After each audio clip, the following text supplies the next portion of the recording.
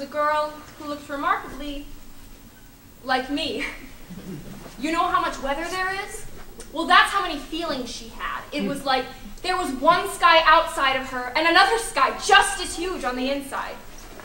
She was one of the more interesting people you'd ever like to meet. But nobody knew it because she lived in Gray, Indiana, a town which was primarily notable for being the most boring place on the planet. June, put a lid on it. Mother, there's nothing to do here but live here. Oh, dadgummit, we got everything right here in Gray about it could need. Mr. Collins, there's no need curse. We got folks to farm. That would be me. And folks to fix thrashers and grub plows and broken down wagons and such. That would be you. And we got folks to fix meals. That would be me. And me. And me. And me. I mostly get stuck with the dishes. Breakfast, dinner, supper, every blessed day. 3 times a day to the end of foreseeable time. Tiny, you don't have but one soul to cook for. I cook for my brother and I cook for myself. What I mean is, you don't have a husband, dear. Bless you for pointing that out, Belva. And we got us a soul fixer. Phineas Wingfield, brother to Tiny and pastor at large. That man would baptize a dog. I've always loved the water. One time, he got so hepped up with the spirit, he tried dunking a cat. That didn't work out too well. Hold it, just rein it in, would you? You see, the reason I tried to dunk every creature in sight, like the aforementioned feline, is this. I can't imagine heaven without them. If heaven isn't much like Gray, Indiana, Lord forgive me, I don't want to go. But I am planning on going, and I'm planning on taking this whole town with me, lock, stock, and cat. But Puff wasn't too much for the water, you see. She scratched out the preacher's eye. She lashed out and got it clean from the sack of that cat. I heard she ate the eye, too. Calmed it down, sat there and smiled. You see that? That right there? That's exactly what I'm talking about. That eyeball-eaten cat is the most interesting thing that ever happened around here. At least, until my story begins. Anatomy of Gray. Chapter 1. In the beginning, we had folks to shod horses and fix thrashers, folks to fix houses and meals, and even folks to save souls. But the one thing that we lacked was a person to fix other people. And that's where the death of my father fits in.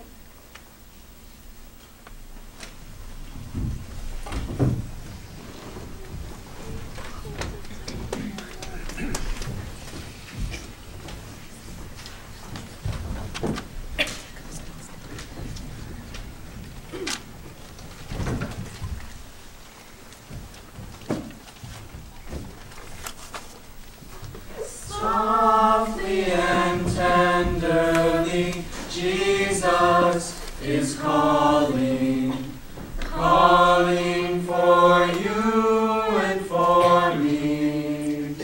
See on the portals, he's waiting and watching, watching for you and for me. Come home, come home. He who is weary, come home. Earnestly, tenderly, Jesus is calling, calling, oh sinner, come home. June lost her pa. Rebecca was widowed. We lost a neighbor and friend. There wasn't nothing that man could not grow. His alfalfa used to come in so pretty, a grown man would stand before his fields and weep. Then one day, out of nowhere, his heart just gave out. It was Junie who found him, still tethered to his plow. Her father's face was dark blue against the white hot noon sun, and the dust of his fields floated around him. And so we gathered together, like leaves of an autumn together, to turn that man back to the earth.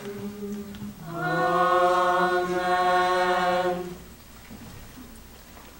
The Lord gave, and the Lord hath taken away. Blessed be the name of the Lord. Ashes to ashes, Ashes to ashes, and dust unto dust. dust unto dust. It was a beautiful service. He's gonna be sorely missed, Becky. You're in our prayers. I'm so sorry. I'm sorry, ma'am. I'm so sorry.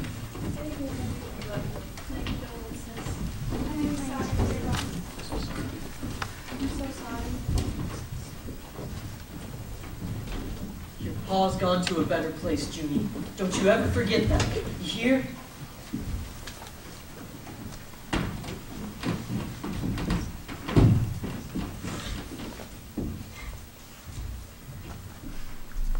Throughout the funeral and the well-meaning whispers which followed, I kept choking back the urge to just stand up and scream. It ain't right. It ain't fair that my father is gone and my mother is weeping alone in her room, and I can't even breathe without crying. Nothing is going to feel the same to me ever again. I cannot believe that my pa won't see the sunrise again, or be there to give me away when I marry someday. I would trade every feeling of happiness I've ever known just to see him again. People say that time heals everything. Well, time didn't heal my father, and neither did God. So that night, June sat down and wrote herself a business-like letter.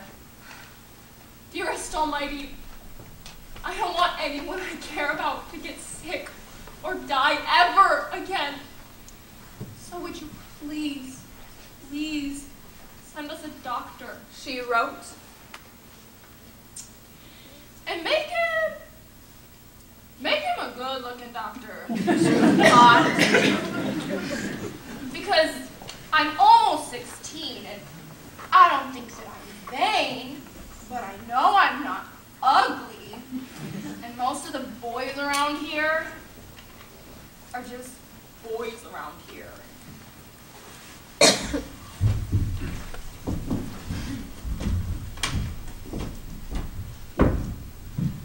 The day that the healer arrived was precipitous, friends, in more ways than one. Would you look at those thunderheads? Rolling in blacker than sin on a Sunday. Well, maybe she'll roll right up by us. Nah, I doubt it, Homer. I don't mind the rain. I just hate that darn thunder. Oh, it's just the good Lord up there blowing his nose. I've seen some hellers in my day, but this one takes the cake. Mr. Collins, have you seen my dog? Nope. That dog of yours has any sense, it's hiding out somewhere, Junie. Ma said she saw a funnel cloud yonder. A twister? Sure is weather for twisters, no question there. I gotta find my dog! Lady! Lady! June, you best get yourself down in the storm cellar. It's fixing to break any minute. I'm gonna head for shelter myself. I tell you, it's coming in fast. June, honey, come in! I can't find my dog! Don't you have enough sense to get out of the weather? What is that thing? It's a tornado, June. What do you think it is? No, Mom! Look at it! Oh, my heavenly days. Pastor! Hey, preacher! Come look at this, would ya? What in creation is that? Oh my word, what is that thing? What is that? I think it's a man up there! Sweet Jesus! It is a man! Oh, it's his Mom! He's blowing right for us. Goodness! It's fixing to look out below! Hello down there! It's Jesus! It's Jesus!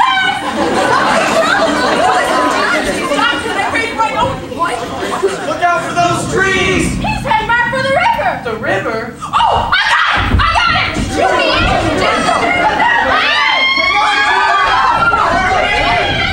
Help him out! Where's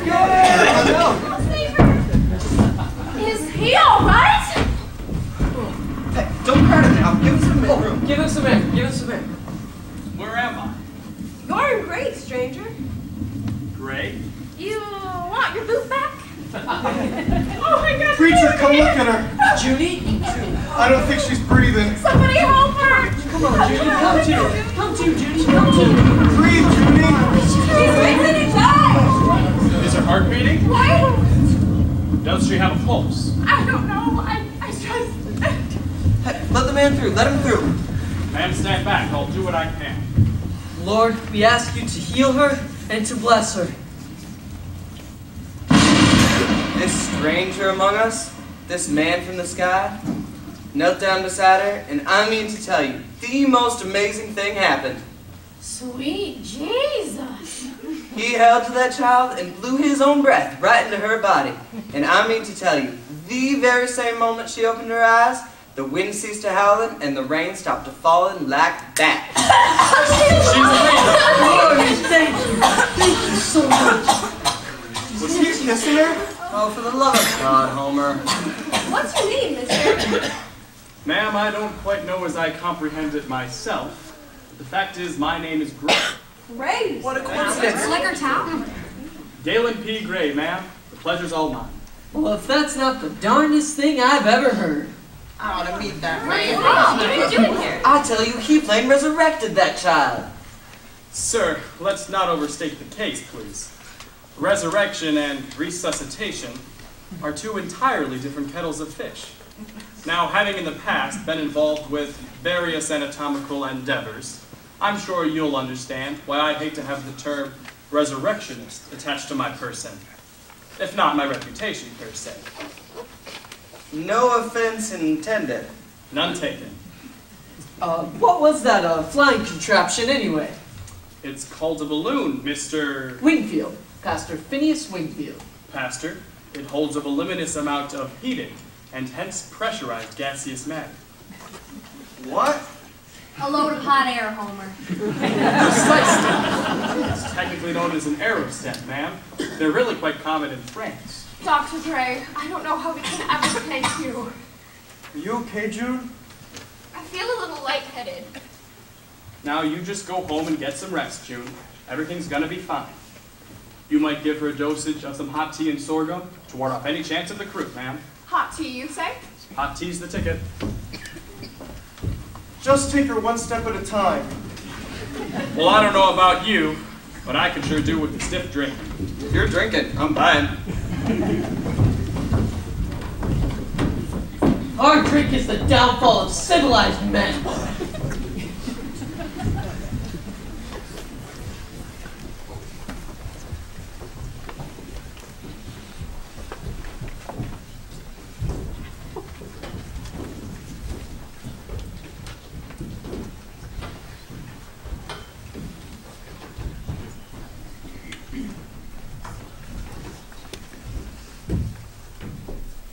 I don't cotton to whiskey and I can't abide smoke.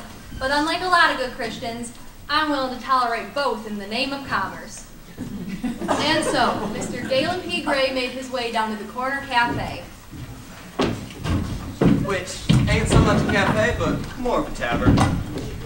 It ain't even on the darn corner. Now, diet He said, holds the key to constitutional fortitude, friends. It just stands to reason that whatever you put into your system is what will eventually work its way forth. the privy's out back if that's what you're hinting at. I think my gastrointestinal tract is holding up fine for the time being. What are your specials this evening? Meat and potatoes. I'll try the beef. How would you like your beef cooked? Well done, please. I like it rare myself. A lot of folks do. Meat just doesn't taste right if there's not just a little blood running. Black meat, please. You want that seared on the outside, pink in the middle then? Ma'am, would you please cook the steak through and through? If that's how you want it. That's how I prefer it, ma'am. Perfect waste of a good piece of meat. Goodness, they don't have the vote.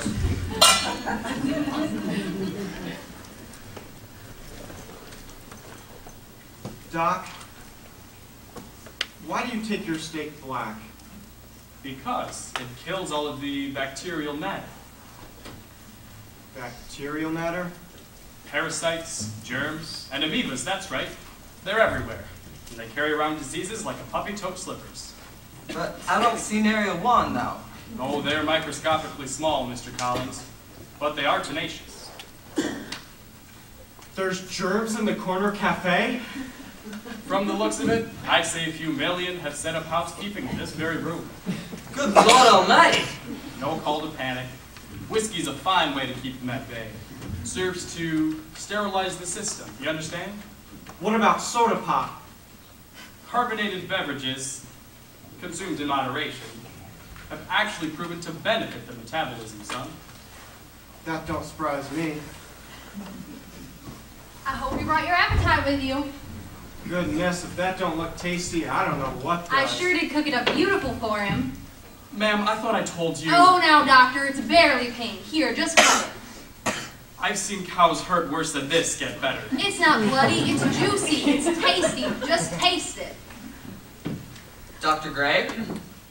If you'll excuse me, I have some rather pressing business I need to attend to. Doctor? Well, good Lord. Don't look too germy to me.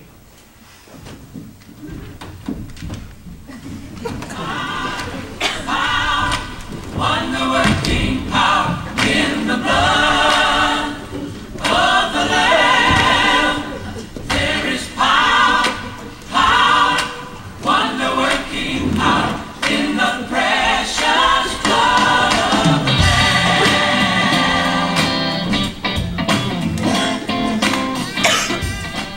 Now, Dr. Gray may have been a mite squeamish, but having a bona fide healer in town was the new thing for people. And I don't mind telling you, we couldn't wait to get sick.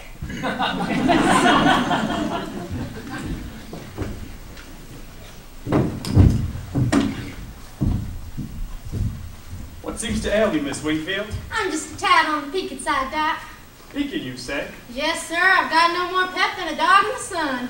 Maybe you've picked up a bit of a bug. You know what the funny thing is? No matter how worn out I get, I just can't seem to sleep. I toss, turn, up, down, pacing the floorboards at night. I guess I'm just naturally nervy. Always have been. Open your mouth and say, ah, for me, please. Ah? Ah. Ah. Okay, that's good. Tonsils look normal. I've never been to a doctor before. I want you to know I'm enjoying it. Good. I can't help but notice you don't have a ring on your finger, Doc. I take it you must be a widower. Never known the privilege of marriage. Well, guess what? We have something in common. I've never been married myself. Miss Tiny, I want you to take this jar out to the privy and relieve yourself in it. You want to try that doc on me again? I need to examine your urine, ma'am. What kind of animal are you? I am merely trying to ascertain the root cause of your chronic insomnia.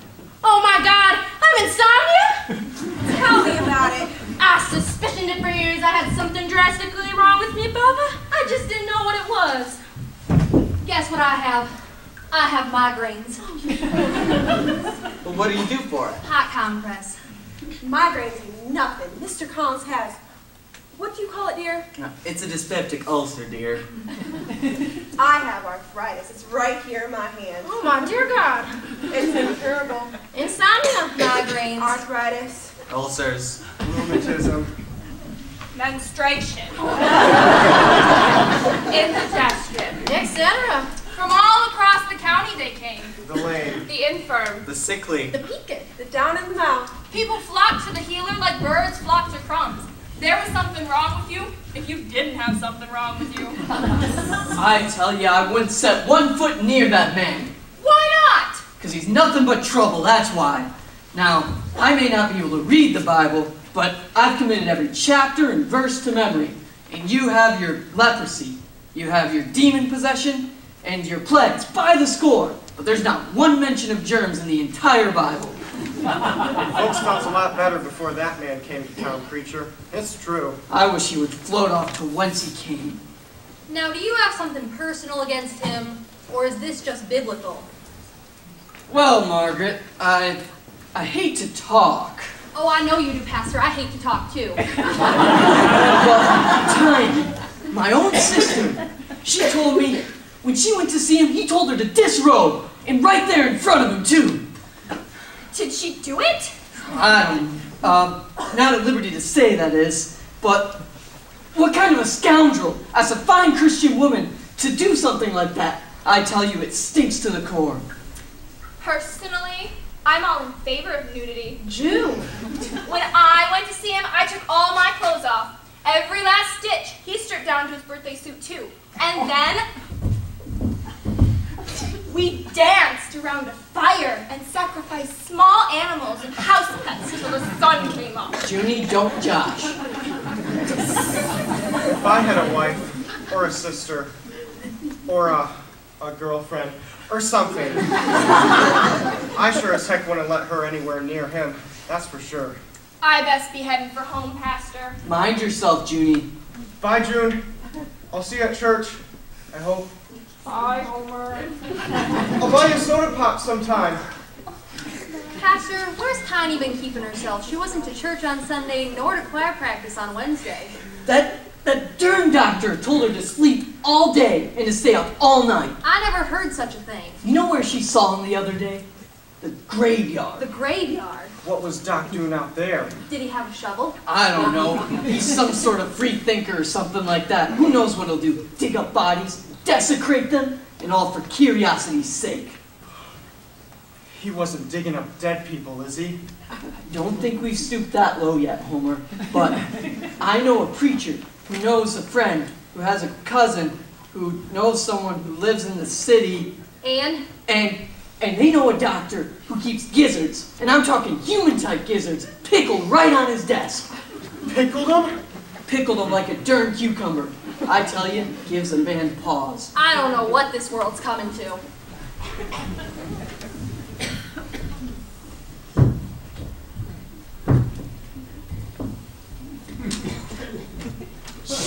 In reality, I'm sound asleep right now. But for the purposes of telling this story, I am a tree. I'm a tree with a swing in me. And this is a clothesline. And this is June's yard. And in case you haven't figured it out by now, I am one oak tree with a real bad crush on the prettiest girl in the county.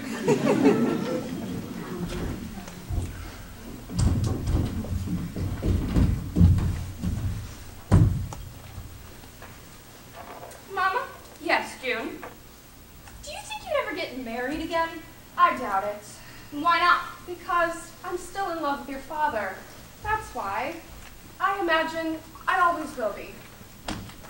But supposing that you met someone that you liked a whole lot, and he liked you back, and he asked you to marry him, what do you think you'd do then? Honey, that's not gonna happen. But what if it did? It won't. I'm not saying it's gonna, but it's possible, ain't it?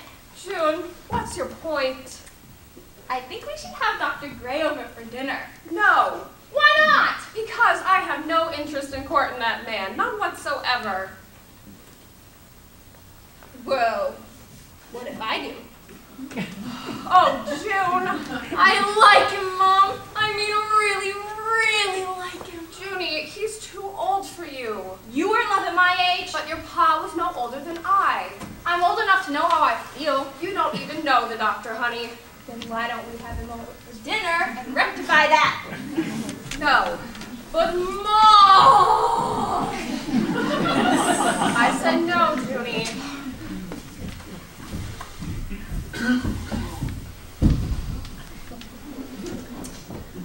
What if Dr. Gray just made a house call? You're not sick, but you are. I am not ill in the least. Then why do you keep throwing up in the morning? Are you having a baby? I don't know. What do you mean you don't know? I mean, I don't know if I am or not yet. Well, why don't we ask Dr. Gray? We've already spoken about it at length. But what did he say? I don't want to talk about this, Junie. You sure act like you're having a baby. June, look at me. We do not need another mouth to feed. Right now, it's all I can do to take care of myself and look after you. Don't you understand that? No. I'll explain it to you when you're older. The first thing I'm planning to do when I'm older is move to the city and set up housekeeping with Dr. WMC Gray. He'll teach me to nurse, and I'll help him with patients. And we'll live in a real nice house with a nice little office downstairs. I'll cook him nice meals, and he'll buy me nice clothes, and we'll have lots and lots of children. which means we'll have to spend an inordinate amount of time in the bedroom. And that's just the way it's going to be.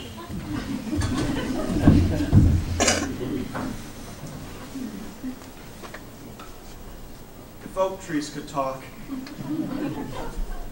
I'd be crying.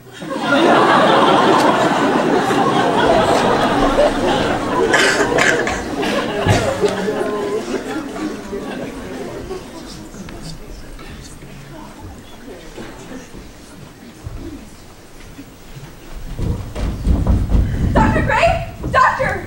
Wake up! You know, it's the funniest thing, Belle. It don't really hurt anymore. Doc, are you decent?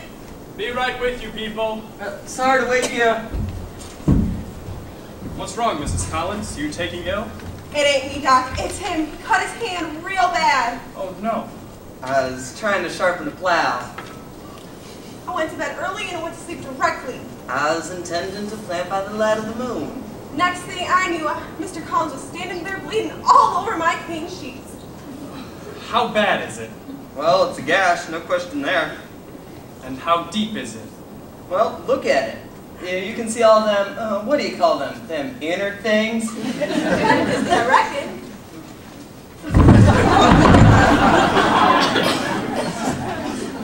Dr. Gray? Good Lord, he fell back asleep. I don't think he's sleeping, Belva. I think he fainted flat out. I'll go fetch some water. We'll bring him around. Hey, Galen, come on. Start tuning up, buddy. Sober up now. Come on. What? He's coming around, Bella. Just hold on. I'll give him a dose. Whoa, hold it. Just give me a moment to clear my mind, will you? Mr. Collins, would you dip your hand in that bucket? No, sure, I can switch it around for you. No idea how much that aided my examination. You got a knife on you? Yeah, in my back pocket. Belva, can you grab it for me? Watch it there, Belva. Doc, are you feeling all right? I'm gonna be just fine, ma'am. Doc, how to manage to... Operate, madam? I don't. I simply can't do it, and that's all there is to it. What kind of doctor can't cut on nobody?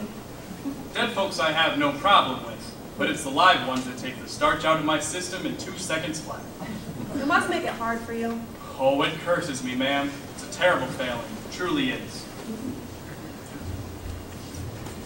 Doc, how about if I just head home and let it stop bleeding on her own? No, you might get infected, and I hate to have that. Just hold it out here, and I'll try to bind it up properly. Belva, if you'll take his arm for me. Just trying to put myself into a mind of cadavers. You know, it's the funniest thing. It don't really hurt any more than it already did. Might be you struck a nerve open. Do you feel numb? No. Wiggle your fingers around for me a bit. I think you're going to be just fine. Main thing is to keep the skin grafted together. Doc, what's this mark on his arm? Could be a mole or a birthmark. I've never noticed that before. Look! There's one on me too. Well, I'll be doggone. Could be some type of eczema, I suppose. Does it itch? No. Well, let me know if it changes shape or gets any bigger. Doc, you tie a right handsome knot there. Keep it dry, keep it clean. Don't try to plow, for goodness sake. Show infection the crack of the door, and it'll march right in like a Mormon. Good night, all.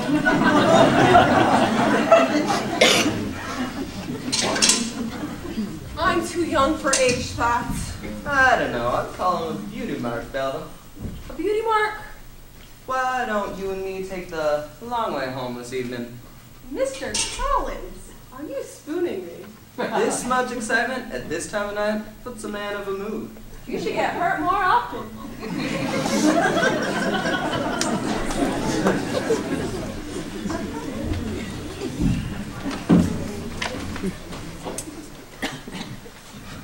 In the long days that followed the death of my husband, I dreamt about him near every night. In my dreams, my husband rose up from the earth. The dust fell from his eyes, and his voice was so familiar and lonesome. It scared me. Sometimes I could feel his breath through the windows. I could feel his touch in my sleep. And so, when I found myself dreaming in tears, and I woke up alone, I went to the graveyard to see him.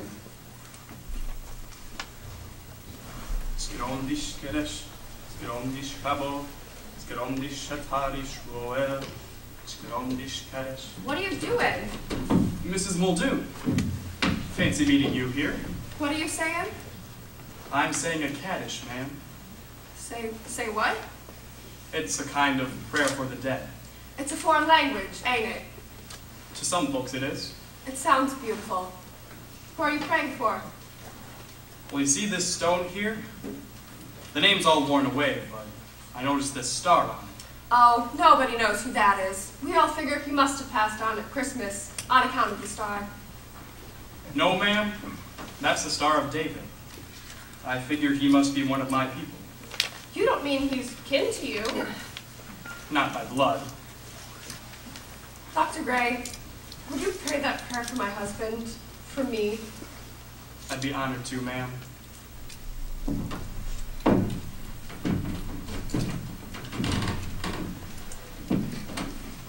It's a right pretty stone. You've done him proud. Thank you.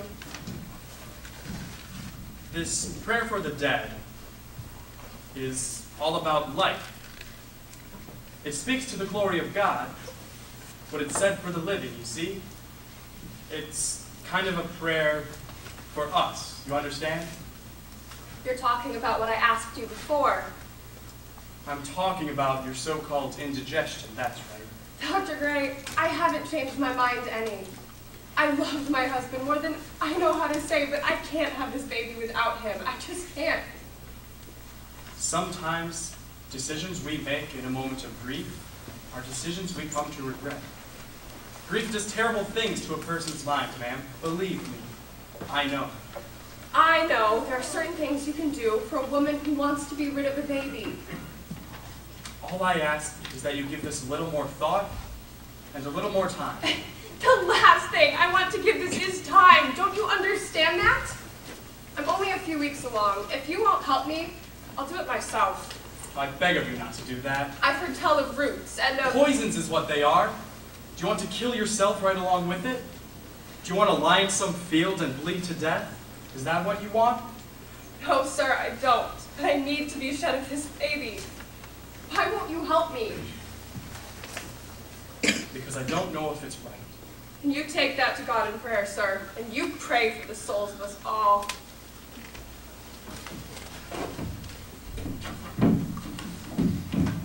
Skromdish Kadesh, Skromdish Fabo, Skromdish Shatarish Roel, Skromdish Kadesh, Skromdish Fabo, Skromdish Shatar, Amen. Amen. I thank you. Mrs. Muldoon, I think that someday somebody's going to come along and see you for the good person you are, and he'll love this child because it's a part of you. Life is here. Life is here. Life is here. I just ask you to pray, not to preach. Point taken. It wouldn't be too terribly forward of me to ask to escort you home, would it? I don't think it'd be too awfully terrible, no.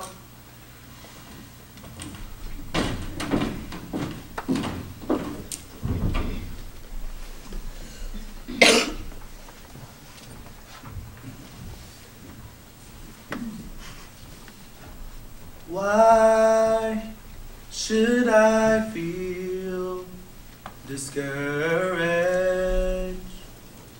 And why should the shadows come?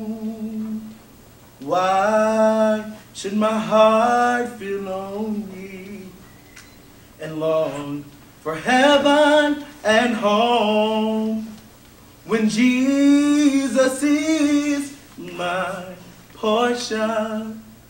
A constant friend is he. His eye is is on the sparrow, and I know he watches me.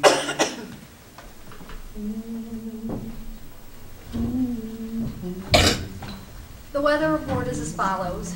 Spring turns to summer, and summer to fall, There's more leaves upon the earth now than stars in the sky. and the harvest is in the works. Sunrise will find half the countryside out in the fields, They're shelling up corn now. thrashing the wheat like a misbehaved child. But here in the preacher's house, nobody's tending to the fields today. For here in the preacher's house, sickness has found a home.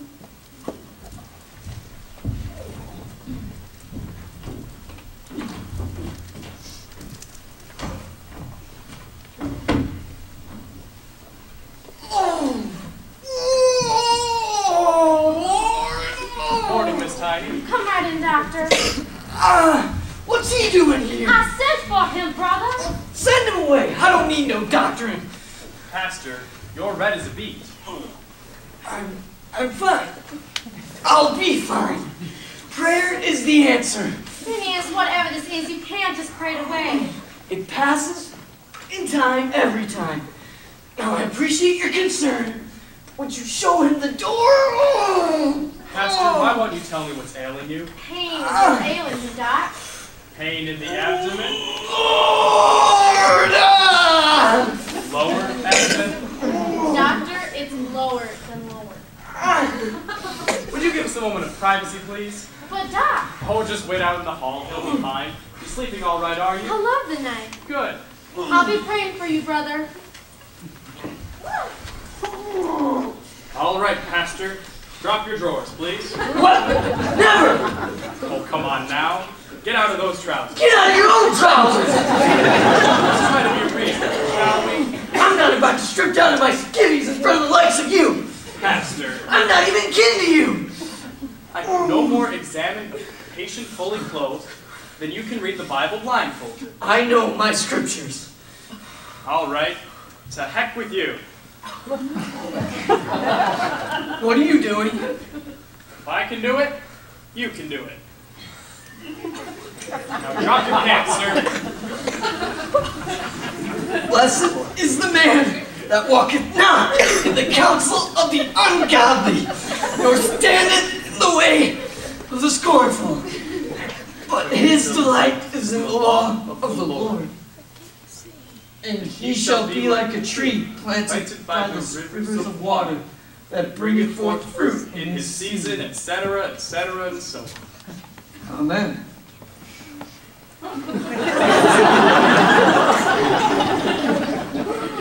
All right. Let's try to get to the bottom of this, shall we? Touch me. I know you're tender. Keep your paws to your side. Would you say the pain is localized about here? Lower. Here? South and a little to the east.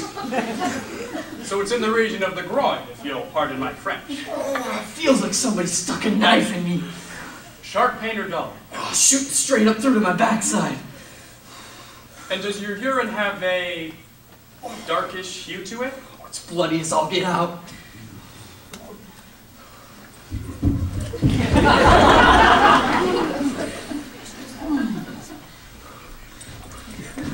Mr. Wingfield, I believe you've got a stone, sir. A stone? A kidney stone, likely. It blocks the urethra, causes some swelling, and a great deal of discomfort. Oh, you're not gonna have to cut on me, are you, Doc? Oh, I'd hope to avoid that, I truly would. Now, the first thing to do is to try to relieve the pain. Oh, I'd be extremely grateful to you, Doctor. You know, Benjamin Franklin, my personal favorite among the founding fathers, suffered from the very same ailment. Benjamin Franklin had stones? Oh, he had a stone the size of Gibraltar. He was plagued with such pain, it just about crippled him. But, being a man of some scientific prowess, he relieved himself of it by reversing the gravitational flow, inverting the torso, thereby releasing his stone from the groinular region. Meaning? He stood on his head. You've got another thing coming. Pain will get worse, Septicemia sets in, and the body begins to poison itself. Now that stone is lodged as tight as a drum in your tract, but merely revert the torsonic position, put physics to work, and that thing will rise up and set itself free, Pastor. Well, to work for Benjamin Franklin, him being a founder and all. All right. Now just lay down on your back for me, please. That's it. Easy. Easy now. Now you're going to have to trust me. Oh, I'm trying. Oh. Ready? Upsy daisy. Here we go.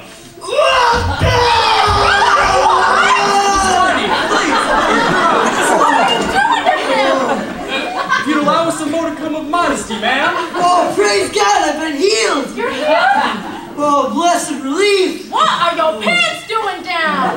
It's all in the interest of science, ma'am. Now, if you'll give me a hand with him, what is that mark on your leg? Oh, I haven't felt this good in ages.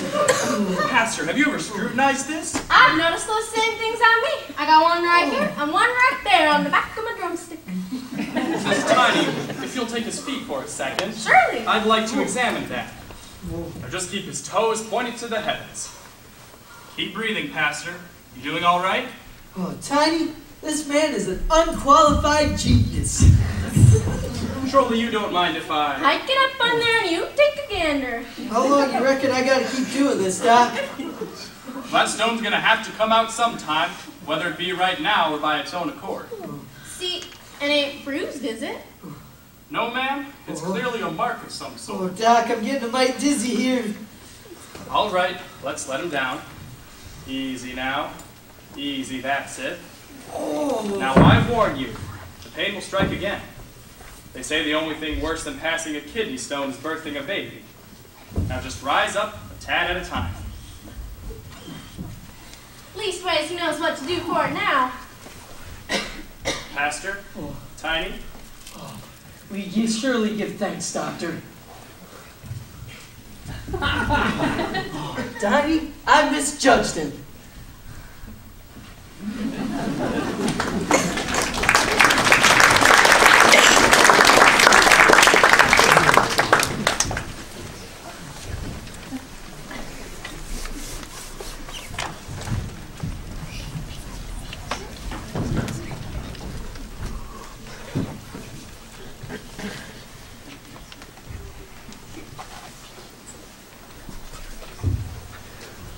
Of course, I don't have any marks on my person. Just next time you bathe yourself, Becky, be sure to look yourself over. I can't come down with a thing when I'm pregnant. I can't even catch a cold. That's just an old wives' tale. Well, I'm an old wife, and I believe it. Be careful now, Galen. This old Johnny boat's always been tippy. Sit down. Sit down. Sit, sit, sit, for Pete's sake. I'm not entirely incompetent in matters of physical prowess, ma'am. I captained a balloon, for goodness sake. You're facing the wrong direction, Captain. So I am. There. That's a little more like it. Bid farewell to civilization itself. Adam and I used to picnic on up in that cove over yonder. I'll try to paddle us somewhere else then. Don't get us caught in the current now. Gosh, it's a lovely day, ain't it? Becky, I've traveled from here to the edge of the sea itself. But I've honestly got to tell you that the scenery I'm taking in right here and now is just about as scenic as scenery can be. You mean up in your balloons? The balloon was an interesting means of transportation at an extraordinarily inopportune time. But I think I just as soon stay a little closer to home from now on. Is this home to you now? Home's always been about people, not places for me. My pa was a traveling medicine man, you see. You mean a doctor like you? No, I mean he was a charlatan, Becky. We used to sell remedies out of the back of a wagon. You didn't. Nostrum's elixir and medical cure-all, yes ma'am. A recuperative miracle, Pa used to call it. Oh, he could sell dog crap to cats, that man could. What's it do to you? Well, and you funnel down a mixture of alcohol, prune juice, and a cod's liver oil down any man's gullet, it's sure to move him in more ways than one. Oh, good heavens! What? I feel it right here. It's kicking. Now, isn't that something? I wonder if I could hear his heart yet. You don't mind, do you? Galen, you're rocking the boat. I'm not going to capsize this, Becky. Be careful. Good golly, you are worrywart. Interesting, interesting. What do you hear? Hello in there! Galen. Wait a minute. He's tapping out a message. He wants to know what his name is. If it's a boy, you can tell him I've settled on Galen. Now, Becky, don't get me wrong. I feel a foot taller, I truly do. But a name is a holy thing. A good name should honor an ancestor. I'd name a son after his father. It isn't his child. It ain't mine either. It's yours, Dr. Gray. Mine? You're the one having this baby, not me. You wanted it, you got it, Galen. Becky, now. I done made my mind. After I birth him, I'll give him to you. That's a mighty sweet It thought. ain't a thought, sir. It's a fact. Now, Becky, You'll make a fine mother. I couldn't possibly raise a child all by myself. Oh, somebody has to. Dr. Gray? We better head for shore, Galen. Diapers and feeding and Jesus Jehovah. Dr. Gray! Doctor! He's over here, Junie. All right, you've made your point, Becky. I've had my comeuppance. Now let's quit this funning around, shall we? Galen, this baby belongs to you. Oh my dear goodness. Dr. Gray! I've been looking all over for you! Just a second, Judy. If you're looking for a ring on your finger, Becky, there are better ways. Don't flatter yourself. Doctor, you've got to get to the Collins right away! What's wrong, Junie? It's Belva. She ain't well at all. She's been coughing all night and she's got a fever. Oh, goodness. Is there anything I can do to help? Oh, I think you've accomplished enough for one day.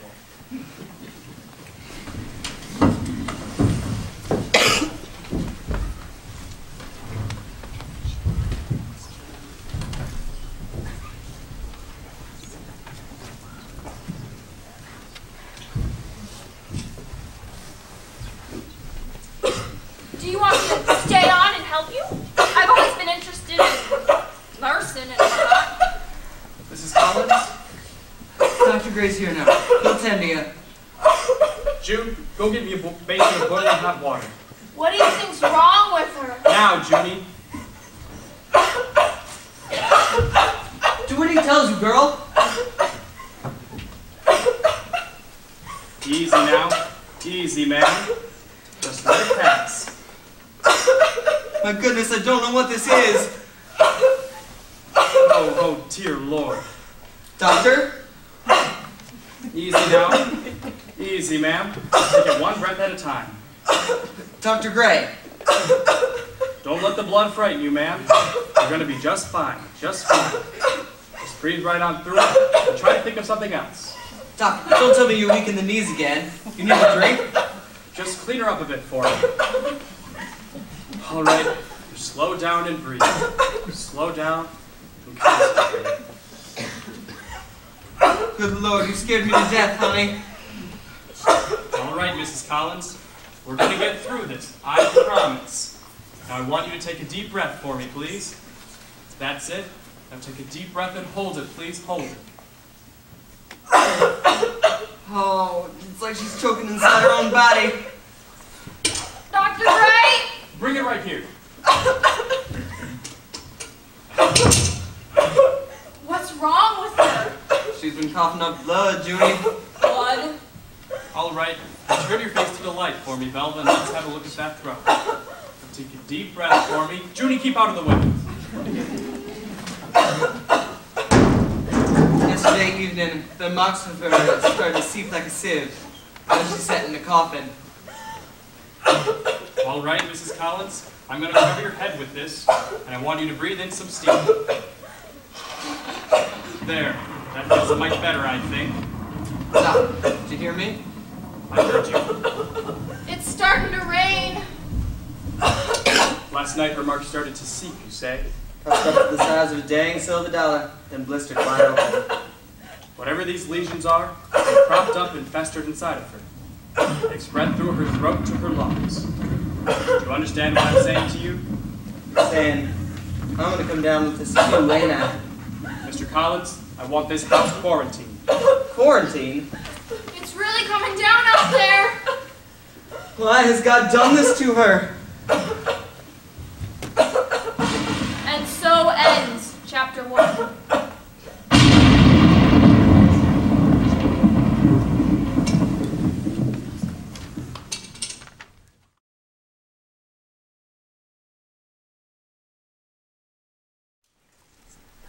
The weather report is as follows. There was thunder And lightning. and sickness, And dread. Every day somebody found a mark on him. Every night, someone else took a fever.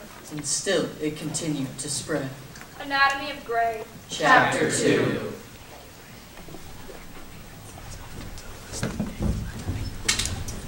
This time, this terrible onslaught of sickness was a frightening time.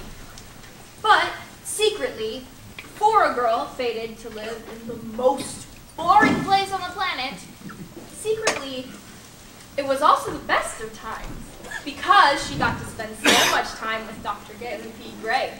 In fact, they spent so much time together, one might think they were practically married. Except for that they didn't sleep in the same bed, or hold hands, or kiss. There was very little that they did not share.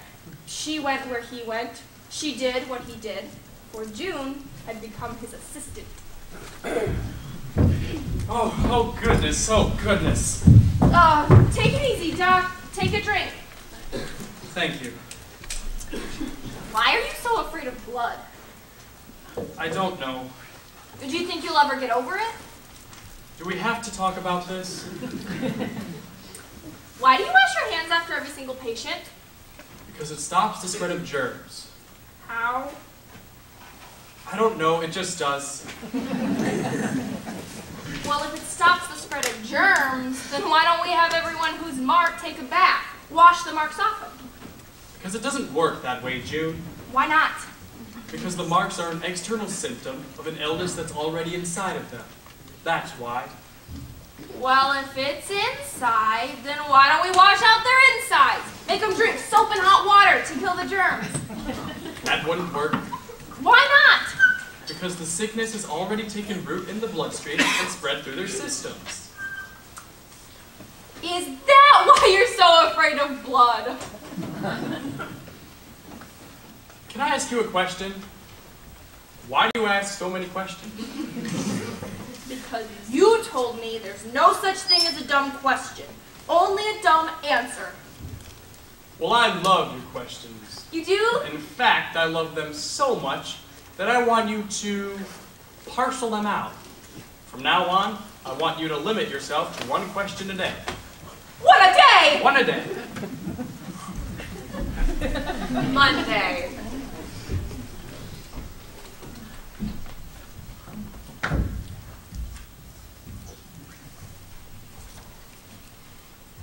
Do you believe in God?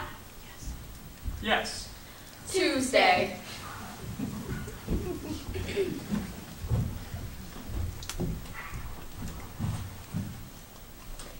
Do you believe that God is good? Yes. Wednesday.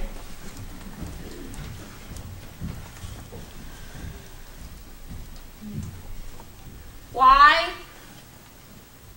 Why what? Why do you believe that God is good?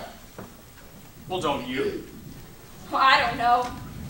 I guess they say his eye is on the sparrow. But if that's true, then why do people get sick and die? I mean, sparrows don't pray. They don't go to church. They don't tithe. They don't do anything but fly around and be sparrows. And if God cares more about them than he does us, what good is he? How do you know sparrows don't pray? Thursday.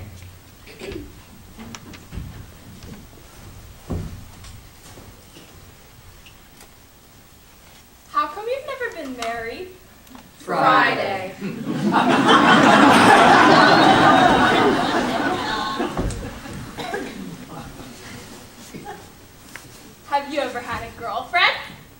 Yes. Is there anything else you want to say about that? No. I wanted to ask if she had died tragically, or flung herself from a bridge because he forsook her, or if she forsook him and left him heartbroken, and that's why he's never been able to settle down properly, and probably never would until he met the right person. And I had a pretty good idea we both knew who that might be. But then I was also partially afraid that that person might be my very own mother. And I just couldn't bear to ask about that. Besides, I already used up my question for Friday. Which brings us to Saturday.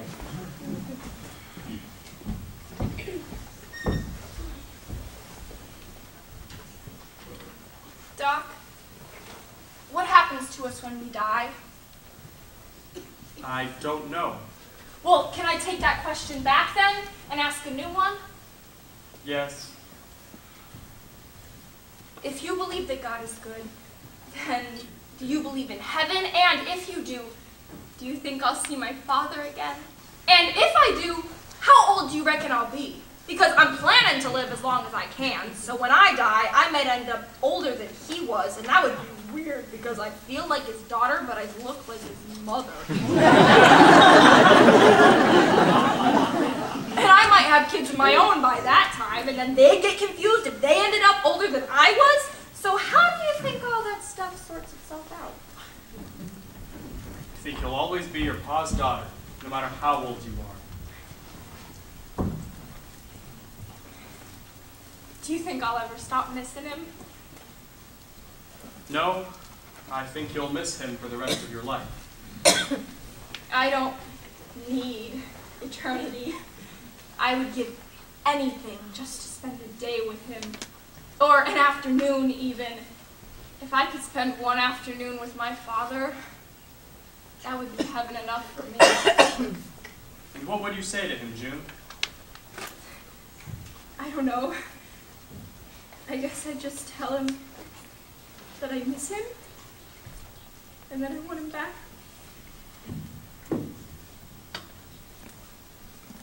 June, being June, saved her last, deepest, and most personal question for Sunday. And once again, she wrote her thoughts down.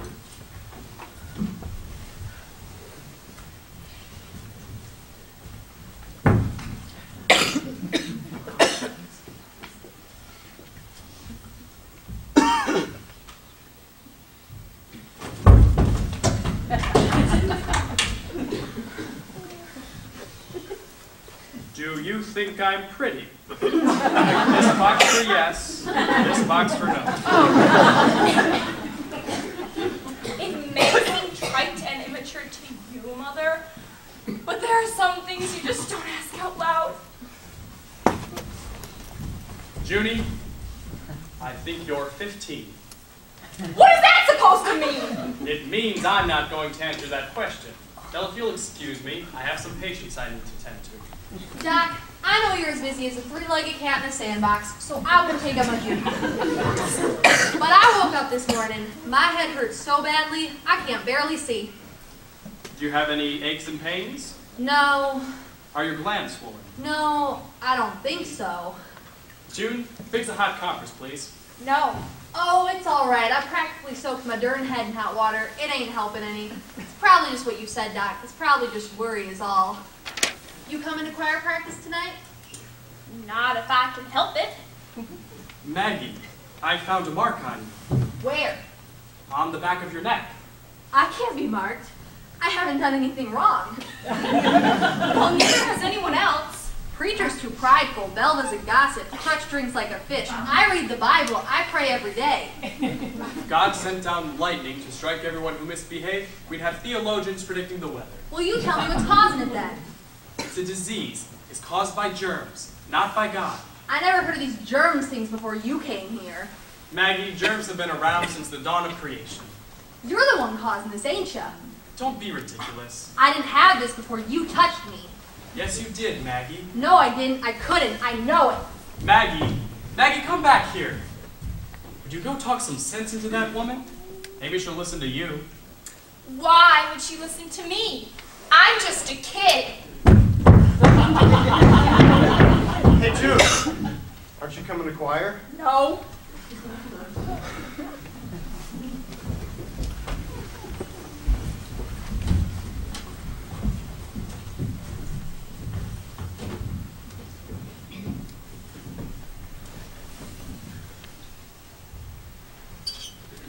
A mighty fortress is our God, a bulwark never failing. Our helper, he amidst the flood of mortal ills prevailing. For still our ancient foe doth seek to work us woe. His craft and power are great, and armed with cruel hate. I can't do this. I just can't go on as if nothing's happening at all. I can't concentrate. I don't know how any of you can. Now, Maggie. I'm telling you something is terribly wrong with that man. Oh, now, Dr. Gray's done a world of good. You know that as well as I do. You call bringing sickness upon us a good thing to do? He surely did wonders for me. He's got the poor Collins locked up in their own house. That's because he's trying to keep the rest of us from catching it. Well, guess what? It ain't working. Now, if we look at this in a factual fashion... You want the facts, preacher? I'll give you the facts. Fact 1, he touched me. Fact 2, he marked me. Fact 3, it's happened to you and me, and you know it. I don't have any marks on me, Maggie. You had any truck with the doctor? I talked with him, sure. Did he touch you? Well, now that you mention it, Did he or didn't he? no. You see there? I went to see him 2 days ago. And? Did he touch you? He examined me head to toe, and I'll tell you what, Homer, if I felt any better, I'd be twins. Oh, why don't you go back to sleep for a couple of years? Why don't you wake up, man? You're so smitten with him, you've gone blind, and you too. Would I let my daughter near him if I thought he was causing all of this? Ladies. Sickness is a hard thing to fathom, but I believe our God is a loving creator. I figure he's put this on us to test us. Test us how, Pastor? Well, it happens left and right in the scriptures. Think about Shadrach, Meshach, and Abednego. Or think about Job or Jonah. Then why don't he mark Dr. Gray? He's a Jew. They claim to be God's chosen people. Oh, everybody claims to be God's chosen people. The Jews are a Bible-toting people. Of course, they only tote the first half. When the rapture happens, your Jew isn't going to heaven. So I figure God doesn't want to waste his time on them. That's about the most small-minded thing I've ever heard. There's a mark on you, Rebecca. Where? Oh, there is not. There's a mark on her? Where? It's right there. I don't know how he does it, but somehow he does it. I've always been somewhat suspicious of him. Pastor? I'd keep your daughter away from him if I were you. Pastor, Mr. Collins, what is it? it's Belva. She's gone. Belva? Dead? Oh, my lands. You gotta have a strong talking to with that doctor, Pastor. He won't let me bury her. What do you mean? I mean, he's wanting to carve on her, sir. Carve on a dead woman? We'll put a stop to this right now.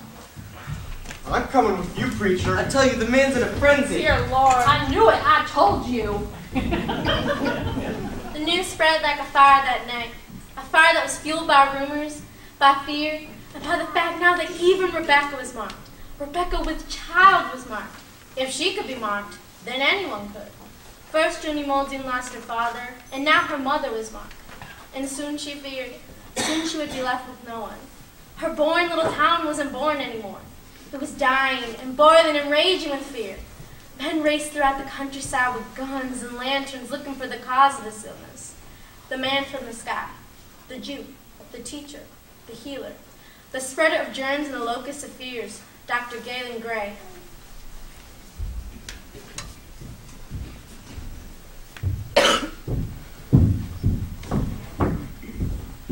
Are you running away? June? June, is that you? I wouldn't do that if I was you. Wouldn't do what? Well, I might skip town, but I sure wouldn't steal a horse. If Crutch Collins finds out that you not only killed his wife, but went and took his best stallion, they'll hang you for sure. I didn't kill Belva. That's crazy talk. Maybe crazy, but that's what they're saying. What do you recommend I do? Take me with you.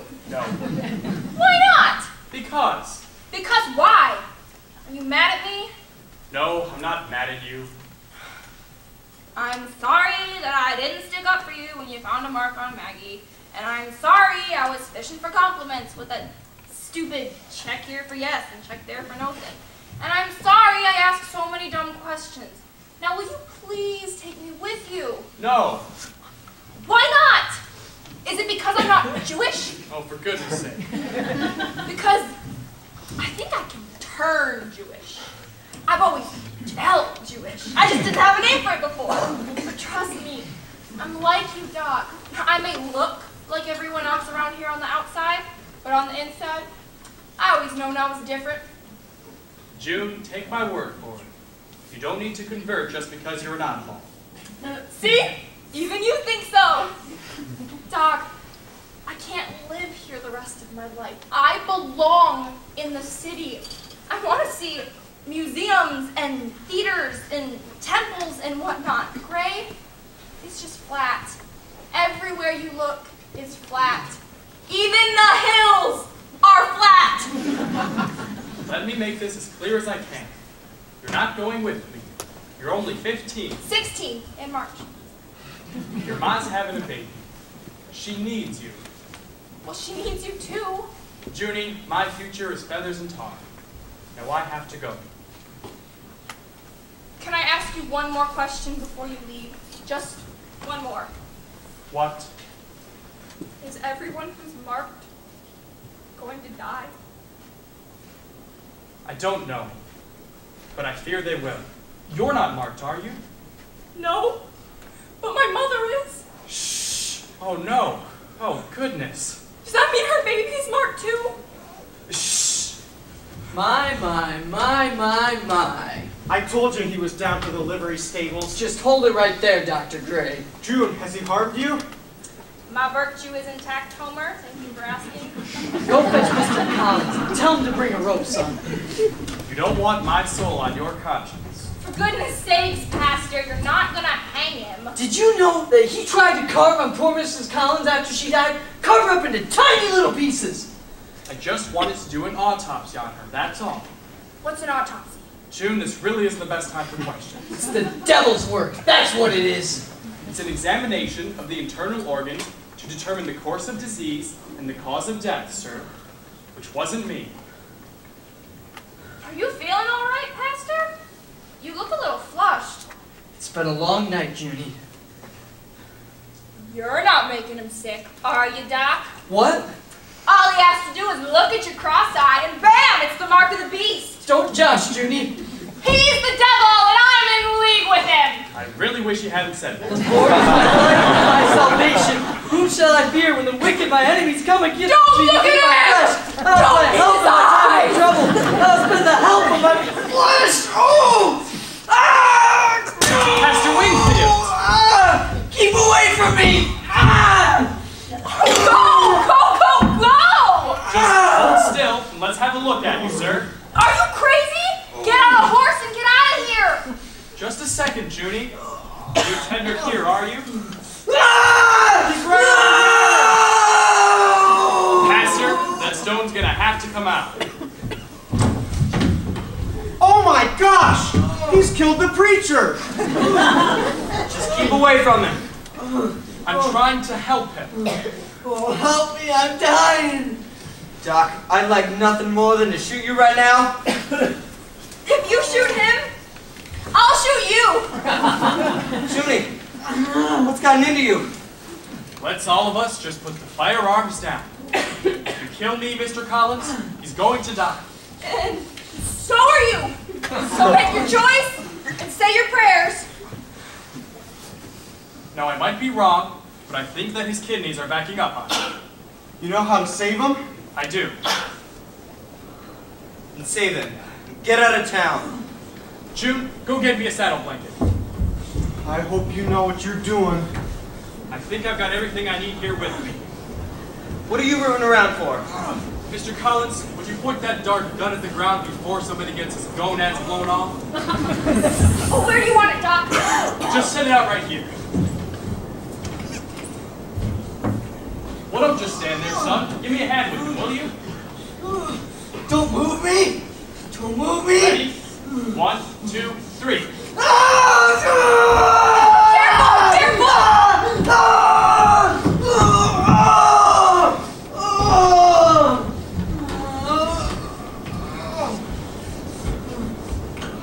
Good Lord, he's tender. Are you gonna have to cut on him, Doc? Crunch, give me your bottle. Here you go, Doc. All right, Master. Now I'm going to give you some whiskey. It'll help the pain, sir.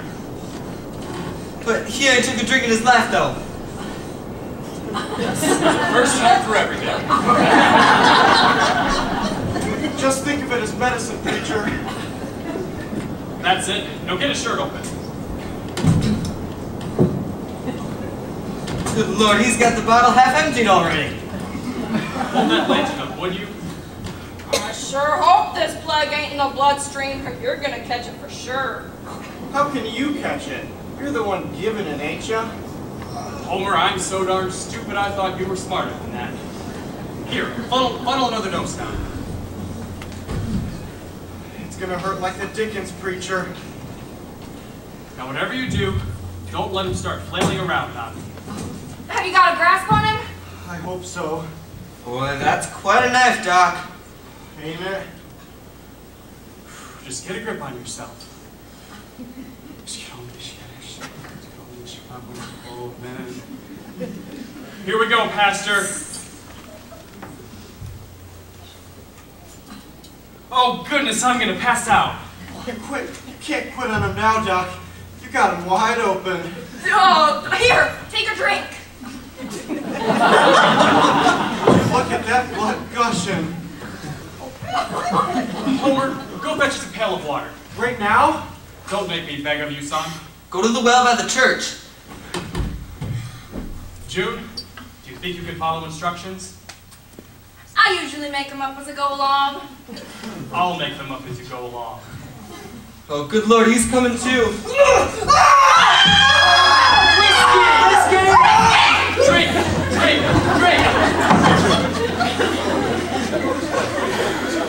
Are you all right?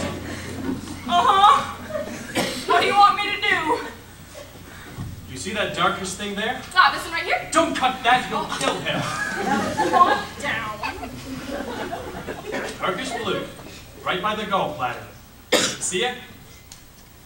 Which one is the gallbladder? Right there, June. But don't touch the mesenteric artery. You see that darkish mass? This right here? No, right beside it. Mr. Collins, there's a needle and thread in my coat pocket. Got it. Thread it. Do you want me to cut it? Wait a second. Give me that whiskey. Ooh. There. Now you see it? All right. Easy now. Easy. Don't press the knife on it. Love with it. That's it. Let the blade do your work. Would you look at the size of that thing? It's the size of a walnut. No wonder it pains him. Do you have any tweezers? Here. All right. Easy now. I'll pinch the vein for you. Just keep your hand steady. Got the little devil! I got you that water, Doc. Good for you, Junie. Bring it on over. Mr. Collins, hand me that needle and thread. There you go. Now rinse in a little water to rinse out the incision. That's it, then I'll close him up. And some whiskey to kill off the germs. That's it, whiskey and water, June. Whiskey and water's the key. I hate the taste of water. Best thing to purify the system, Homer. Can't live on nothing but soda pop. I do.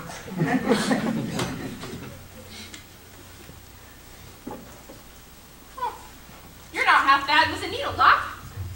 I always thought sewing was more of a female art. It's just like repairing a ripped up sofa. Jude, would you cut that thread for me? Thank you. You're welcome. Finished? Thank goodness. You did a fine job, Dr. Gray. No, she did a fine job. Let's just hope he lives through it. Yeah. I didn't think you had it in you, Doc. Now, Mr. Collins, I beg of you, let me do an autopsy on Velma. Let me learn what I can from her, please. Can't let you do it, Doc. It just ain't right to cut on a dead person. She's suffered enough as it is. All right, let's just get this man home to his bed. Mr. Collins, if you'll take his feet for me, and Homer, you prop up the middle. I'm too darn old for this. All right, ready, set. Oh, careful, careful. Try not to jostle it. Easy, boys. Good Lord. This blanket's a mess. Junie, would you grab a gun for me? Surely. Watch your step.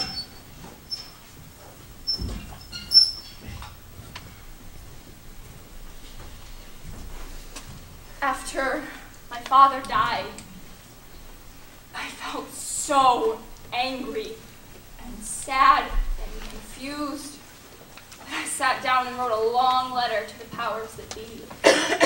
I asked for a doctor. I prayed for a healer. But I had no idea that the doctor that I wished for was me.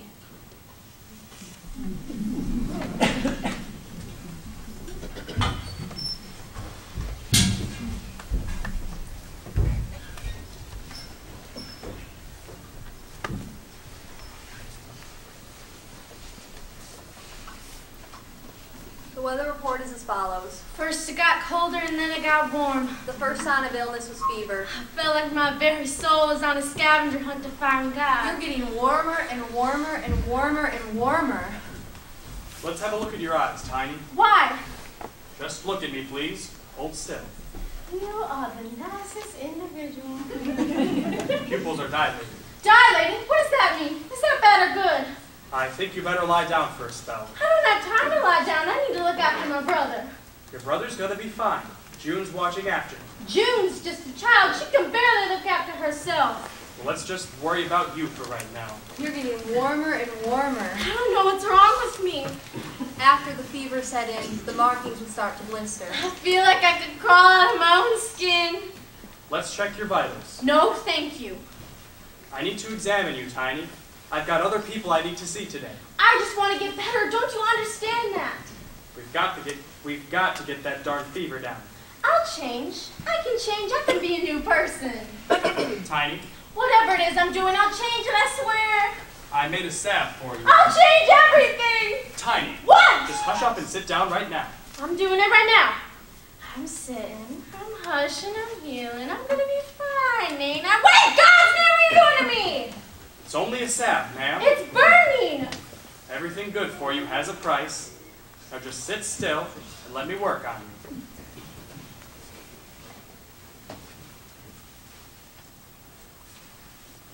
You missed a spot. Thank you. First Belva, then Tiny. Then all across the county, people began to take ill. What's happening to me? You're getting warmer And warmer. I've got to get myself straight with the Lord. and warmer. I ain't ready to go yet.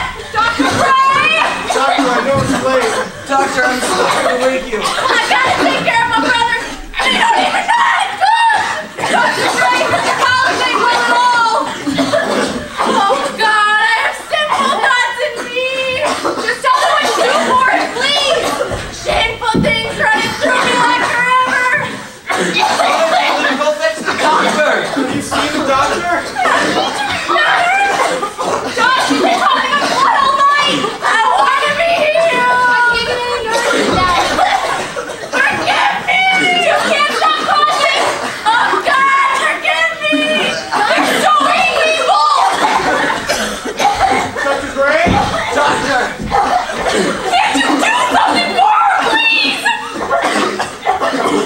Doctor, I need you to come by the house right away. You're getting warmer Warmer. and warmer warmer. And warmer. I'm sorry.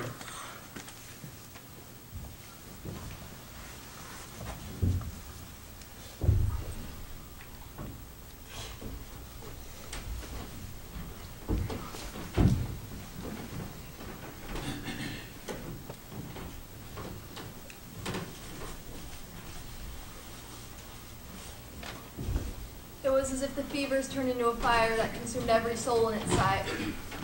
Dr. Gray told us to burn everything the sickness had ever had part in. As the weather grew colder and the darkness grew longer, fires began to break out all across the county. Fires and fever is all I remember. But into the midst of this illness, This terrible marking upon us, as if a mark upon Cain. a life came upon us. Baby mine, don't you cry. Baby mine, dry your eyes. Rest your head close to my heart, never to part, baby of mine. From your head down to your toes, you're not much, goodness knows, but you're so precious to me, sweet as can be, baby of mine. A child is born. A beautiful, Beautiful. Perfect young baby. That's my sister they're talking about.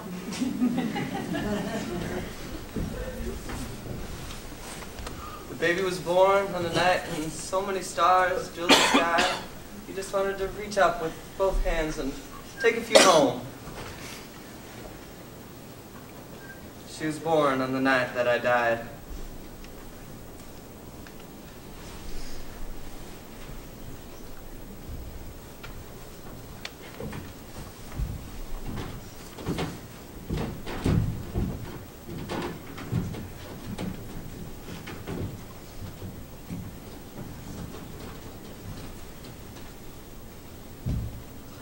Rebecca? Rebecca, are you all right? I'm just fine. What about the baby? She's beautiful, Galen. She's just perfect. Is she all right? She's not marked, if that's what you mean. Oh, thank goodness.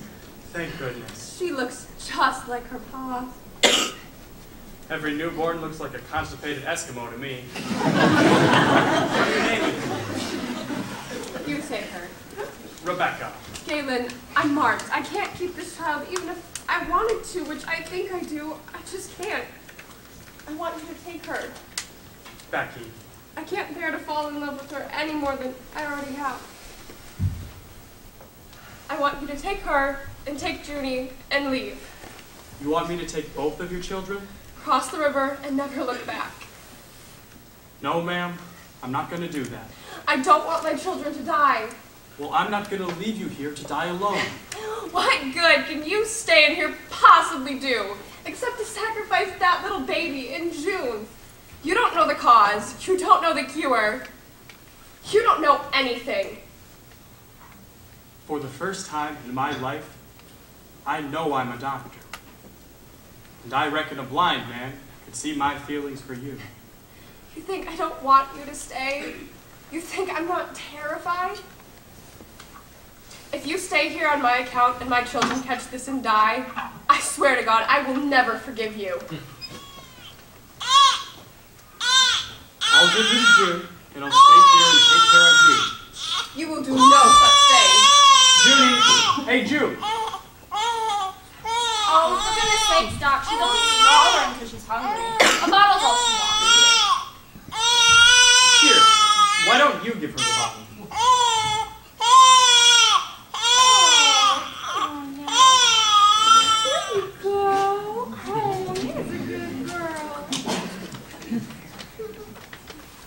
You know what I think? No, but I bet you're going to tell me. I think she's taken a shine to you. She has my pa's eyes. Don't get me wrong. She's prettier than him. Thank the Lord. It's just like he's looking right up at me, Mama.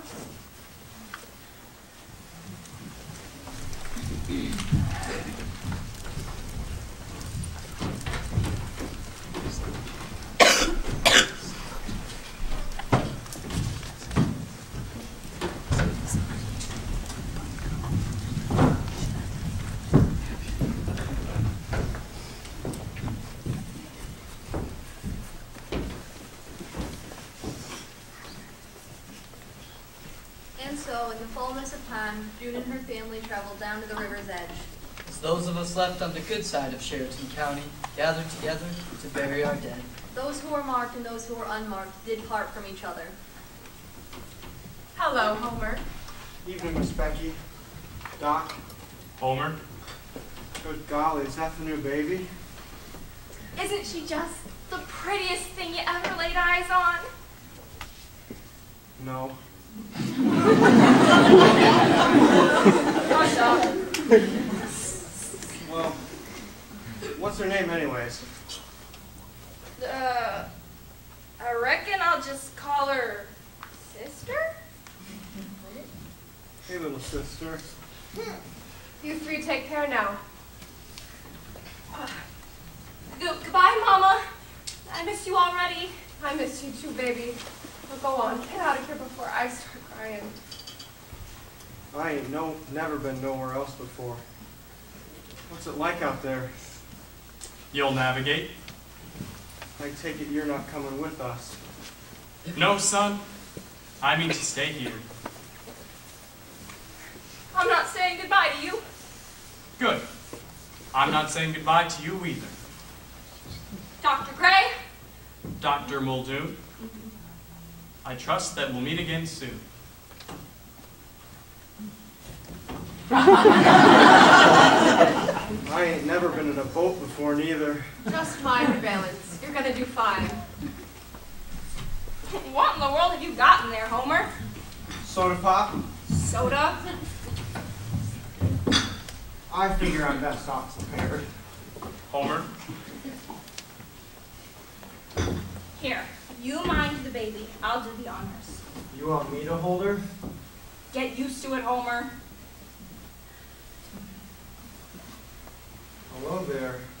Goodbye now. Bye. Mama?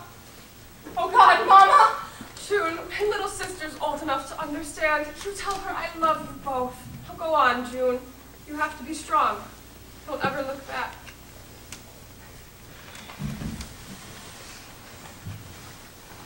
The river shone bright as a promise that night. And so, with the bright stars of evening to serve as their guide, they cast themselves off into the water and traveled off into the world. Ashes to ashes, Ashes to ashes. and dust unto dust. Dust unto dust. Water. Sir, Maybe it's water. Well, Doc, it's a river. He doesn't drink water. I boil my water. And June does what I do. She has since you got here. It's the simplest thing in the world. water. Junie, What, Homer? you heard what your mother said. Don't look back. And I want to remember. I know. But it'll just make you miss it all the more. Don't tell me you're homesick already, Homer. I never knew a man could miss dirt so much. I'll tell you something, Junie. I miss my farm. I miss my dirt. I have a baby. And I'm a virgin. Don't complain.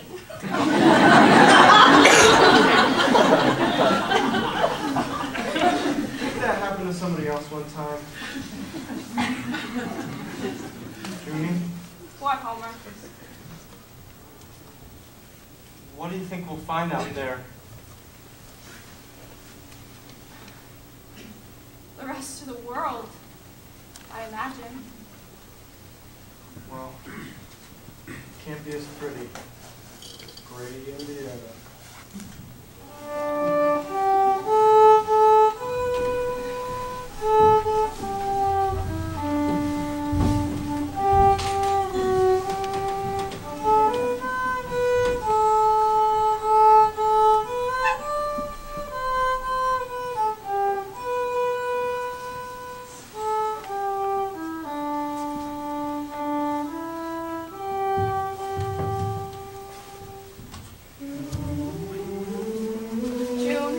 not bear to look back on the pain or the beauty of her childhood, but she never wanted to forget.